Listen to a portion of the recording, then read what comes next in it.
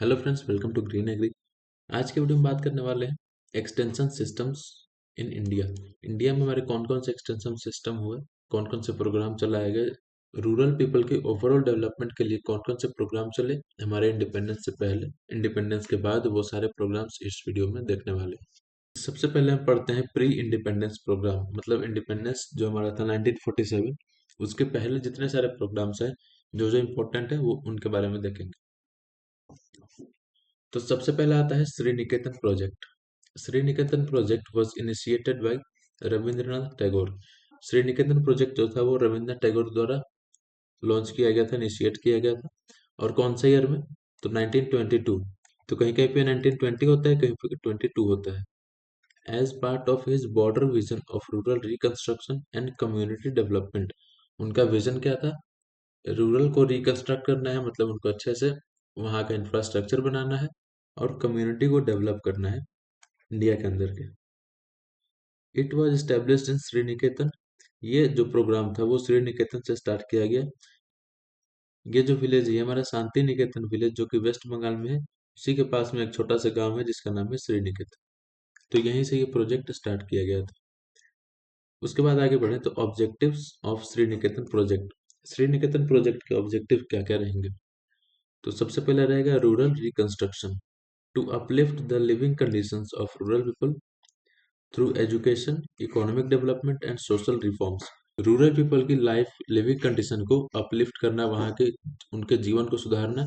और कैसे सुधार सकते हैं? तो एजुकेशन के द्वारा, इकोनॉमिक डेवलपमेंट करके एंड सोशल रिफॉर्म करके। दूसरा था दूसरा ऑब्जेक्टिव है self reliance, to promote self sufficiency among farmers and artisans, improving agriculture practices, encouraging cottage industries and supporting local craft। वहाँ के लोगों की सेल्फ सफिशिएंसी को बढ़ाना था, और वो बढ़ा सकते थे हम एग्रीकल्चर प्रैक्टिसेस को इम्प्रूव करके, और वहाँ के लोग जो लोकल क्राफ्ट्स बनाते थे उनको सपोर्ट करके। उसके बाद थर्ड है हमारा education and training. Education and training के द्वारा हम फार्मर्स की लाइफस्टाइल को सुधार सकते थे। To provide practical education and vocational training to villagers, enabling them to address local problems effectively. उनको प्रैक्टिकल एजुकेशन देना था, वोकेशनल ट्रेनिंग देनी थी, ताकि जो भी वो प्रॉब्लम फेस कर रहे हैं उसको सामने रख पाए। उसके बाद चौथा हेल्थ एंड सैनिटेशन, हेल्थ पर भी ध्यान देना था। To improve health care sanitation facilities in village, spreading awareness about hygiene and preventive health care. Hygiene और प्रिवेंटिव हेल्थ केयर का अवेयरनेस फैला के उनके हेल्थ को भी इम्प्रूव करना था। उसके बाद है cultural regeneration, to revive and sustain the traditional arts, crafts and cultural practices of rural communities. जो हमारे गांव के क्षेत्रों में कोई कम्युनिटी का कुछ हमारा उसका कुछ कल्चरल है, कुछ ट्रेडिशनल क्राफ्ट्स हैं उसके, उन चीज़ों को बढ़ावा देना, उसको बोलते हैं कल्चरल रीजनरेशन। उसके बाद कुछ की फीचर्स देख लेते हैं, जैसे कि एग्रीकल्चर डेवलपमेंट इसका की फीचर था, कॉटेज इंडस्ट्री था, कोऑपरेटिव मूवमेंट था, और एजुकेट करना था। तो एग्रीकल्चर डेवलपमेंट में क्या हो जाएगा? श्री निकेतन इंट्रोड्यूस्ड मॉडर्न फार्मिंग। इन्होंने मॉडर्न फार्मिंग को इंट्रोड्यूस किया, उसकी टेक्निक्स को, सीड इम्प्रूवमेंट को इंट्रोड्यूस किया, एंड इरिगेशन मेथड्स को इम्प्रूव किया। कुछ नए इरिगेशन मेथड्स बताएं जो हमारी प्रोडक्टिविटी इंक्रीज करने में मदद कर सके। उसके बाद आता है cottage industries. Training programs were organize for crafts like weaving, pottery and leather work to provide alternative livelihood. कुछ ऐसे हमारे कॉटेज इंडस्ट्रीज में कुछ क्राफ्ट्स के काम करवाए गए, सिलाई बुनाई का काम हो रहा था, या फिर पॉटरी का काम हो रहा था, जैसे मिट्टी के बर्तन बनाने का काम हो गया, लेदर वर्क हो गया। ये सारे वर्क को बढ़ावा दिया गया ताकि हमारा जो रूरल पीपल की लाइफ थी वो अपलिफ्ट हो सके। ठीक है। कोऑपरेटिव मूवमेंट चलाए गए। उसके बाद कुछ एजुकेट किया गया। रविंद्रनाथ टैगोर स्टैब्लिश शिक्षा शास्त्र school with in Shri Niketan, offering a blend of formal education and practical training. उन्होंने एक स्कूल एस्टेब्लिश किया जिसका नाम था शिक्षा शास्त्र, उसी गांव में श्री निकेतन में, जहाँ के वो formal education and practical training program चलाते थे। अब उसके बाद दूसरा जो हमारा प्रोग्राम था वो था Gurgaon experiment. The Gurgaon experiment was an ambitious rural development initiative started in early 1920s के द्वारा, तो फ्रैंक लुगार्ड ब्रायन, इनको हम FL ब्रायन भी बोलते हैं शॉर्ट में। ठीक है, एफ एल ब्रायन द्वारा ये स्टार्ट किया गया। तो एफ एल ब्रायन कौन थे? तो British Indian civil service officer थे। As the deputy commissioner of the Gurgaon district के ये डेप्यूटी कमिश्नर थे। Objectives of the Gurgaon experiment, objective हमारा वही सब रहने वाला है, रूरल रिकंस्ट्रक्शन, रूरल एरियाज को रिकंस्ट्रक्ट करना है, उनको बेटर हेल्थ प्रोवाइड करना है, हेल्थ सैनिटेशन अच्छे से देना है, एजुकेशन देना है, उनकी जो क्वालिटी ऑफ लाइफ है उसको इम्प्रूव करना है, इकोनॉमिक सेल्फ सफिशिएंसी, उनको इकोनॉमिकली स्ट्रांग बनाना है ताकि वो अपनी इनकम बढ़ा सके, एग्रीकल्चर प्रोडक्टिविटी बढ़ा सके, सोशल अपलिफ्टमेंट, सोशली उनको अपलिफ्ट करना है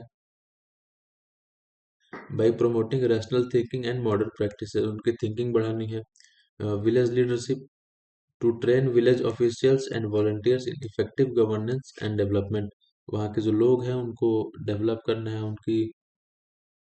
उनके अंदर लीडरशिप क्वालिटी बढ़ानी है। अब इसके की फीचर देख लो तो इम्प्रूव्ड फार्मिंग टेक्निक्स, इन्होंने फार्मिंग टेक्निक्स को इम्प्रूव किया। Brayne introduced modern agriculture practices, better tools and high yield seed, इन्होंने मॉडर्न एग्रीकल्चर प्रैक्टिसेस को इंट्रोड्यूस किया और जो हाई यील्ड वाले सीड्स थे उनको लाए और कुछ बेटर टूल्स लाए ताकि उनकी एग्रीकल्चर प्रोडक्टिविटी बढ़ सके।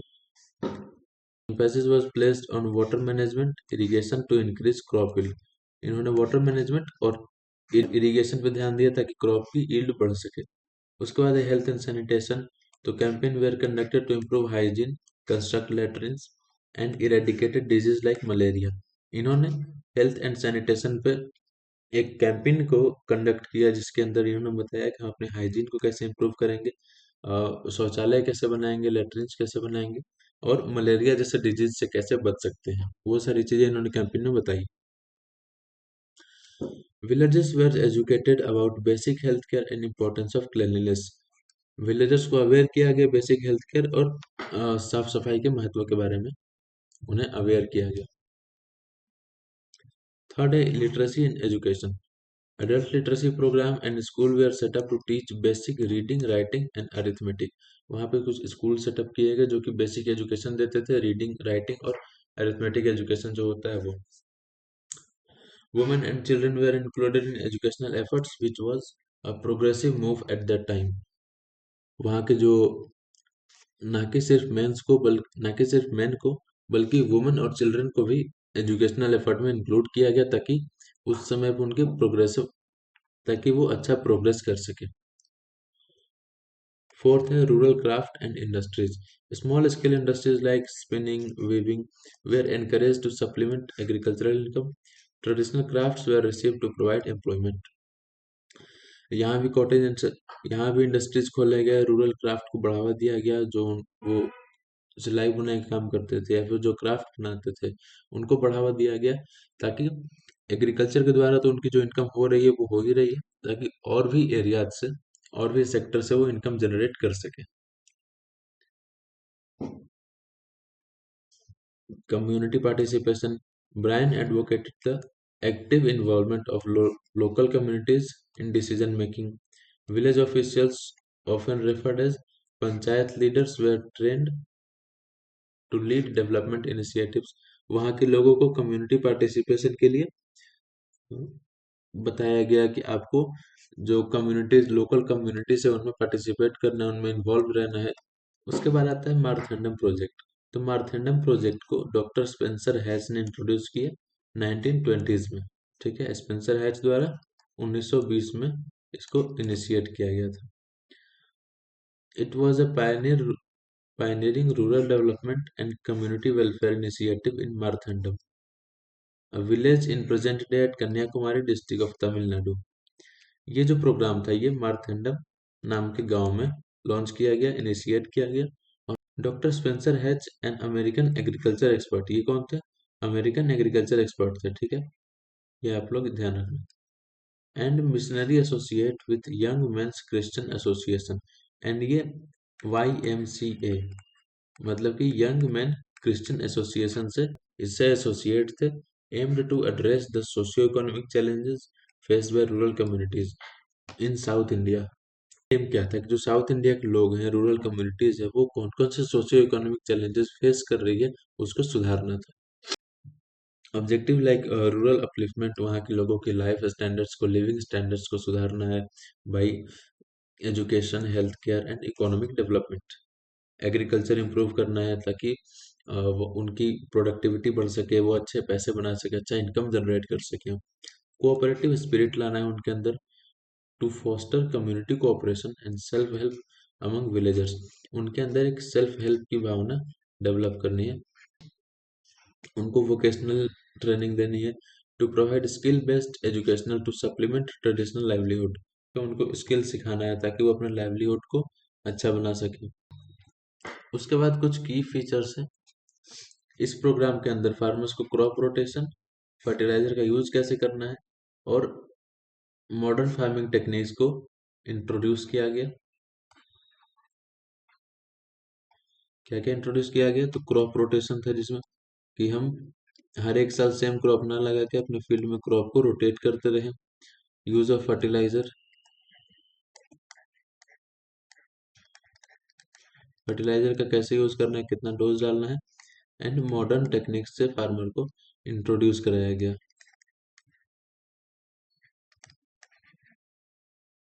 इन सारी चीजों को अडॉप्ट करके वो अपनी प्रोडक्टिविटी बढ़ा सके। Doctor has promoted the cultivation of high yield and disease resistance crop variety। उसके बाद है cooperative societies. Cooperative were established for farming, trade and credit, encouraging mutual aid among villagers। Cooperatives को establish किया गया ताकि वो अपनी फार्मिंग, ट्रेड और क्रेडिट को इनकरेज कर सके। उसके बाद वही है एजुकेशनल एंड वोकेशनल ट्रेनिंग। हाँ, कुछ स्कूल खोले गए, ट्रेनिंग सेंटर्स एस्टेब्लिश किए गए to teach literacy, numeracy, practical skill like weaving, carpentry, tailoring. Special attention was given to educating women and empowering them economically. मतलब इनका एक स्पेशल अटेंशन रहा टू एजुकेट वुमन ताकि वो इकोनॉमिकली स्ट्रांग हो सके। फिर आता है हेल्थ एंड सैनिटेशन। वहाँ के लोगों को कैंपेन चलाया गया, उनमें अवेयरनेस फैलाई गई हाइजीन का, न्यूट्रिशन का, डिजीज प्रिवेंशन का, यही सारी चीजें। उसके बाद एक cultural and social development. Doctor has encourage the revival and preservation of local art, music and cultural practices. जो भी उस एरिया के लोकल चीजें थी, लोकल आर्ट्स थे, कल्चरल प्रैक्टिसेस थे, उनको डेवलप किया गया, उनको बढ़ावा दिया गया। ठीक है, सोशल रिफॉर्म्स का यही एम था कि कास्ट डिस्क्रिमिनेशन कम करना है, भेदभाव कम करना है, और जेंडर इनइक्वलिटी जो होती है, जो कि मेल और फीमेल में होती है, जेंडर इनइक्वलिटी की, ये चीजें पुरुष कर सकते हैं, महिलाएं नहीं कर सकती, उस चीज को यहाँ पे रिड्यूस किया गया, कम किया गया। तो ये काफी अच्छी चीज थी इस प्रोग्राम की। उसके बाद चौथा आता है Firka development scheme. The Firka development scheme was introduced in 1946 in Madras. सबसे पहले आप इसका नाम समझ लो। फिरका मतलब होता है किसी भी ग्रुप, इसका मतलब है किसी भी ग्रुप से, किसी भी, ठीक है। फिर का मतलब होता है कि किसी तरह का एक समूह है, किसी तरह का एक ग्रुप है। वो ग्रुप कुछ भी हो सकता है, जाति के बेस पे हो सकता है, संप्रदाय के बेस पे हो सकता है, या फिर किसी भी टाइप का हो सकता है। तो फिरका डेवलपमेंट स्कीम को 1946 में मद्रास में इंट्रोड्यूस किया गया। अगर प्रेजेंट डे में उसका नाम देखा जाए तो उसमें Tamil Nadu, Andhra Pradesh, Karnataka and parts of कुछ केरला के पार्ट शामिल थे, under the leadership of C Raja Gopalachari. This initiative aim to create self sufficient rural communities, uplift the social economic status through comprehensive development measures। मतलब इस प्रोग्राम का भी ऑब्जेक्टिव हमारा सेम रहने वाला है, फार्मर्स के सोशियो इकोनॉमिक स्टेटस को सुधारना है, उनको एजुकेट करना है। ऑब्जेक्टिव हमारा वही सारी वो चीजें हो गई, self sufficiency, agriculture development, social welfare, community participation, infrastructure development. तो ये सारे ऑब्जेक्टिव थे कि उन फार्मर्स को सेल्फ सफिशिएंट बनाना है, रिसोर्सेज प्रोवाइड करानी है गवर्नमेंट के थ्रू, एग्रीकल्चरल डेवलपमेंट हो गया, उनकी प्रोडक्टिविटी को डेवलप करना है मॉडर्न टेक्निक्स को यूज करके, मॉडर्न टेक्निक्स एंड फर्टिलाइजर्स, जो भी हमारे पीछे जो हमने टूल्स देखे, वो सारी चीजों का यूज करके एग्रीकल्चर को डेवलप करना था, यूज कर सके। उसमें उनको थिंकिंग बढ़ानी है कि ऐसी चीजें नहीं होती है, महिलाओं और पुरुषों के बीच भेदभाव ना करे, किसी भी तरह का कास्ट डिस्क्रिमिनेशन ना हो। कम्युनिटी पार्टिसिपेट, कम्युनिटी में वो पार्टिसिपेट करने के लिए इन्वॉल्व हों, स्ट्रक्चर डेवलप किया गया, जैसे कि रोड्स हो गया, पानी की व्यवस्था हो गई, हेल्थ एंड सैनिटेशन हो गया, एजुकेशन हो गया। तो इन सारी चीज़ों को रूरल एरिया में डेवलप किया गया, उनकी ऑब्जेक्टिव रखी गई। उसके बाद की फीचर्स देख ले तो वहीं एग्रीकल्चर है। एग्रीकल्चर, उसके प्रोडक्ट्स को बढ़ावा देना है, बेटर क्वालिटी का सीड यूज करना है, इम्प्रूव्ड इरिगेशन मेथड यूज करने हैं, मॉडर्न एग्रीकल्चर प्रैक्टिसेस को यूज करना है, encouragement of crop diversification and cooperative farming. Cooperative farming करनी है। बात करें उनमें कुछ रूरल इंडस्ट्रीज को स्टेब्लिश किया गया, ताकि जो वो सिलाई बुनाई काम करते हैं, मिट्टी के बर्तन बनाते हैं, कारपेंटरी करते हैं, उससे उसके द्वारा वो कुछ इनकम जनरेट कर सके और अपनी लाइफ को सुधार सके। वहाँ के लोगों को एजुकेट किया गया, वहाँ पे स्कूल खोले गए, लिटरेसी को प्रमोट किया गया, हेल्थ एंड सैनिटेशन के प्रोग्राम चलाए गए, कैंपेन चलाए गए, लोगों को बताया गया कि भाई हाइजीन हाइजीन कितनी इंपॉर्टेंट है, हाइजीन के द्वारा हम कैसे बहुत सारे डिजीज से दूर रह सकते हैं। गया इंफ्रास्ट्रक्चर डेवलप किया गया, roads, irrigation channels, drinking water facilities and rural electrification. वहाँ में गांव में बिजली की व्यवस्था की गई। Construction of community center for social gatherings and cooperative activities. Social gathering के लिए कुछ जगह बनाए गए गांव में, उनको कंस्ट्रक्ट किया गया। तो यही सारी चीजें, इसके कुछ की फीचर्स थे। उसके बाद आते हैं पोस्ट इंडिपेंडेंस प्रोग्राम पे, कि 1947 जो कि हमारा इंडिपेंडेंस डे है, ठीक है। तो इसके बाद कौन कौन से प्रोग्राम इंपॉर्टेंट थे हमारे लिए, उसके बारे में पढ़ लेते हैं। तो सबसे पहला था इटावा पायलट प्रोजेक्ट। इटावा एक डिस्ट्रिक्ट है यूपी के अंदर, वहां पर इस प्रोजेक्ट को स्टार्ट किया। इसको अल्बर्ट मेयर के गाइडेंस के अंदर स्टार्ट किया गया, और ये कब स्टार्ट हुआ था? 1948 में। इसलिए इसको पोस्ट इंडिपेंडेंस एरा प्रोग्राम में शामिल करते हैं। अल्बर्ट मेयर कौन थे? तो अमेरिकन टाउन प्लानर थे, ठीक है। इस प्रोग्राम को इंटीग्रेटेड रूरल डेवलपमेंट का अर्लीस्ट एक्सपेरिमेंट माना गया, और इसको एक मॉडल की तरह सर्व किया गया कि इससे फ्यूचर कम्युनिटी डेवलपमेंट प्रोग्राम कैसे रन कर सकते हैं, कैसे सक्सेस हो सकते हैं, उसकी तरह इसको रखा गया। तो इसके भी कुछ ऑब्जेक्टिव्स देख लेते हैं। इसका भी ऑब्जेक्टिव सेम रहने वाला है। पहले रहेगा हमारा एग्रीकल्चर डेवलपमेंट, एग्रीकल्चर को डेवलप करना है, इम्प्रूव्ड सीड यूज करने हैं जो कि अच्छी वैरायटी के हो, ठीक है, गुड वैरायटी, जो कि हमारा डिजीज रेजिस्टेंस हो, ठीक है, डिजीज रेजिस्टेंस वैरायटी यूज करनी है। जो कि हमारे एग्रीकल्चर में मॉडर्न टेक्निक्स आ रहे हैं, मॉडर्न एग्रीकल्चर प्रैक्टिसेस को यूज करना है, मॉडर्न इरिगेशन प्रैक्टिसेस को यूज करना है, ठीक है। तो यही सारी एग्रीकल्चर डेवलपमेंट में हमारी चीजें रहने वाली है। उसके बाद ये नया है इंटीग्रेटेड रूरल डेवलपमेंट। ये क्या होता है? To improve various aspects of rural life including health, education, sanitation and infrastructure. तो इन सारी चीजों को साथ लेके चलना, इंटीग्रेट करना, इसी को बोलते हैं इंटीग्रेटेड रूरल डेवलपमेंट। उसके बाद था लोगों को में एक सेल्फ सफिशिएंसी लानी है रूरल कम्युनिटीज में, उनके लोकल स्किल्स और कैपेसिटीज को एनहांस करके। उसके बाद वही है कम्युनिटी पार्टिसिपेशन, उनको कम्युनिटी में पार्टिसिपेशन के लिए एनकरेज करना है।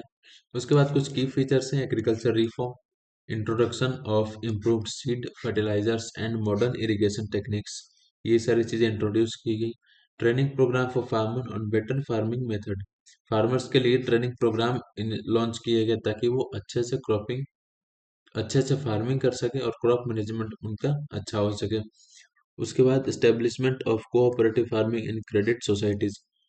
हेल्थ एंड सैनिटेशन के लिए कैंपेन चलाया गया कि कैसे हम डिजीज रिड्यूस कर सकते हैं, like malaria, tuberculosis and cholera, जो कि हमारी गंदगी की वजह से होती है।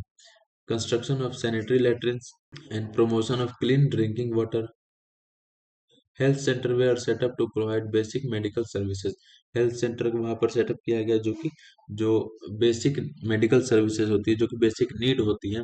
अगर किसी को फीवर हो गया या फिर वहाँ की साफ सफाई की वजह से कोई डिजीज हो गया, तो उनको बेसिक ट्रीटमेंट दिया जा सके। एजुकेशन एंड लिटरेसी, वहाँ पर कुछ स्कूल्स एस्टेब्लिश किए गए जो कि हमारा लिटरेसी में सपोर्ट करते हैं। एजुकेशन को बढ़ावा दिया गया। इंफ्रास्ट्रक्चर डेवलप किए गए, वहाँ के रोड्स डेवलप किए गए, वहाँ पे कुआं बनाए गए, कम्युनिटी सेंटर्स बनाए गए। Electrification of village to improve quality of life and productivity, वहाँ इलेक्ट्रिसिटी पहुंचाई गई गाँव के एरिया में। कम्युनिटी डेवलपमेंट किया गया, formation of village communities to identify local needs and plan development project. Training programs for local leader to manage development initiative effectively. उसके बाद आता है नीलोखेरी प्रोजेक्ट, ठीक है। The Nilokheri project was a rural community development initiative. ये भी एक rural community development initiative था जो कि 1948 में लॉन्च हुआ। और किसके द्वारा? तो उनका नाम है एस के दे। ये प्रोग्राम जो है वो एस के दे द्वारा इनिशिएट किया गया, लॉन्च किया गया, जो कि बाद में चल के इंडिया के फर्स्ट मिनिस्टर बने कम्युनिटी डेवलपमेंट एंड कोऑपरेशन के। It was establish in Nilokheri. ये नीलोखेरी में एस्टेब्लिश किया गया। और नीलोखेरी कहाँ पे है? तो इस समय जो नीलोखेरी है वो करनाल डिस्ट्रिक्ट में है, जो कि हरियाणा में आता है, लेकिन उस टाइम वो पंजाब में आता था। The project aimed to rehabilitate refugees from partition of India in 1947 to provide a model for integrated rural development। उनका डेवलपमेंट हो सके। ऑब्जेक्टिव पहला रहेगा इसका वही, refugees rehabilitation to provide livelihood and housing for displaced person following the partition. जो कि हमारा इंडिया और पाकिस्तान के बीच जब पार्टीशन हुआ था, तो उसके में उसमें रेफ्यूजीज कुछ आए थे, कुछ पाकिस्तान के लोग जो यहाँ पर आ गए थे, उनको हाउसिंग प्रोवाइड करना, उनकी लाइवलीहुड कंडीशंस को सुधारना, ये इस प्रोग्राम का मेन एम था, मेन टारगेट था। उसके बाद है रूरल डेवलपमेंट, फिर से वही सारी चीजें, to create a self reliant rural community by integrating agriculture, education, industry and health. इन सारी चीजों में बढ़ावा देना। स्किल डेवलपमेंट, वहाँ के लोगों को वोकेशनल ट्रेनिंग देना, ताकि वो कुछ नया स्किल सीख सकें, स्किल डेवलप कर सकें। उसके बाद इंटीग्रेटेड अप्रोच, हमें इंटीग्रेटेड अप्रोच रखनी है, सारी चीजों को लेके चलना है, economic, social and cultural development को लेके चलना है एक होलिस्टिक मैनर। कुछ की फीचर्स है इसके, जैसे कि एग्रीकल्चर सेक्टर, एग्रीकल्चर को इम्प्रूव करना है, जैसे कि इरिगेशन के द्वारा, हाई यील्डिंग क्रॉप वैरायटी के द्वारा, फार्मिंग को प्रमोट करना ताकि एफिशिएंसी उनकी ज्यादा से ज्यादा निकल सके और ज्यादा से ज्यादा बेनिफिट हो सके। Establishment of cottage and small industries for skills like weaving, carpentry, pottery, creation of small industries to provide employment and sustain the community economically। कुछ कॉटेज, कुछ स्मॉल इंडस्ट्रीज का एस्टेब्लिश करना, ताकि वहाँ के लोगों को जो भी कुछ आता हो, सिलाई बुनाई करना आता हो, कारपेंटरी आती हो, मिट्टी के बर्तन बनाने आते हो, तो वो सारी चीजें, वो सब काम करके वो अपना गुजारा कर सके। एजुकेशन एंड ट्रेनिंग, तो इसमें एक पॉलिटेक्निक इंस्टीट्यूट जो है वो सेटअप किया गया, to offer technical and vocational training in various trades। जो schools were established to provide general education to children and adults। वहाँ कुछ स्कूल एस्टेब्लिश किए गए जो कि लोगों को बेसिक एजुकेशन प्रोवाइड कर सके। Housing and infrastructure, construction of planned housing colonies with basic amenities for refugees. Refugees के लिए एक हाउसिंग कंस्ट्रक्ट करना, development of roads, water supply and sanitation facilities, इन सारी चीजों को अच्छा करना, वहाँ पे रोड्स हो, अच्छे से पानी सप्लाई हो, ये सारी चीजें देखना। उसके बाद health and sanitation, health centre वो establish to provide medical services. Medical services provide करने के लिए वहाँ पे हेल्थ सेंटर को एस्टेब्लिश किया गया, ताकि जो मेडिकल की बेसिक नीड होती है वो फुलफिल हो सके। Awareness campaign on hygiene and sanitation to improve public health. Hygiene और सैनिटेशन पे कैंपेन चलाए गए। कम्युनिटी पार्टिसिपेशन किया गया कि वो जो हमारा कम्युनिटी प्रोग्राम होता है, प्लानिंग होती है, उसमें इन्वॉल्व रहे। तो बेसिक इस पूरे प्रोग्राम में हम इसी के बारे में बात कर रहे हैं कि जो रूरल पीपल है उनके कंडीशन को कैसे सुधारना है, उनकी सोशल लाइफ को कैसे बढ़ाना है, इकोनॉमिक कंडीशन कैसे इम्प्रूव करना है, कौन सी टेक्निक्स हम इंट्रोड्यूस करें, कैसे फार्मर्स की हेल्प करें कि वो एग्रीकल्चर प्रोडक्शन बढ़ा सके, अपना एग्रीकल्चर क्षेत्र में बढ़ा सके, वो कैसे एजुकेट हो सके, उनको अवेयर करना है हेल्थ एंड हाइजीन के बारे में कि इस चीज से कितनी बीमारियां आ सकती है और उस बीमारी से हम कैसे बच सकते हैं, इसका इलाज बताना। वहाँ पे हेल्थ सेंटर्स को इस्टेब्लिश करना ताकि जो बेसिक मेडिकल नीड होती है वो फुलफिल हो सके। इन सारे प्रोग्राम्स, जो भी आपने प्रोग्राम देखे, उनमें आपने इन्हीं 6-7 पॉइंट्स के बारे में चर्चा की है।